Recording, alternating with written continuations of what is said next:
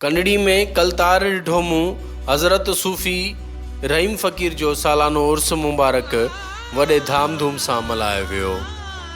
उर्स मुबारक में सिंध ऐं पंजाब खां अक़ीदतमंदनि तोड़े मुरीदनि वॾी अंग में शिरकत कई। दरगाह खे कुंवार जियां सिंगारियो वियो। ख़ूबसूरत ऐं रंग बरंगी लाइटिन सां दरगाह खे सजायो वियो। जॾहिं त सिक्योरिटी जा पिणु सख़्तु इंतज़ाम कया विया। उर्स मुबारक जो इफ़्तिताह दरगाह हज़रत सूफ़ी रहीम फ़क़ीर जे फ़र्ज़ंद सूफ़ी अनवर रहीम फ़क़ीर गुलनि जी चादर चाढ़े कयो। उर्स मुबारक में मुख़्तलिफ़ क़िस्म जा फ्री स्टाल पिणु लॻाया विया, जॾहिं त कोॾी कोॾी जो मुक़ाबिलो पिणु करायो वियो।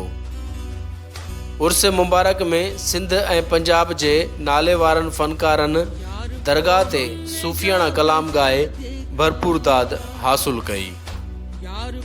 आख़िर में उर्स मुबारक जी रस्म में झंडी चाढ़े आयल मुरीदनि तोड़े अक़ीदतमंदनि खे हज़रत सूफ़ी अनवर रहीम फ़क़ीर पंहिंजो दीदार करायो ऐं मुरीदनि खे अमन मोहब्बत ऐं भाईचारे जो पैगाम पिणु ॾिनो वियो। जंहिं बाद मुल्क जी सलामती ऐं अमन अमान जे हवाले सां दुआ घुरे उर्स मुबारक पंहिंजे इख़्तिताम ते पहुतो।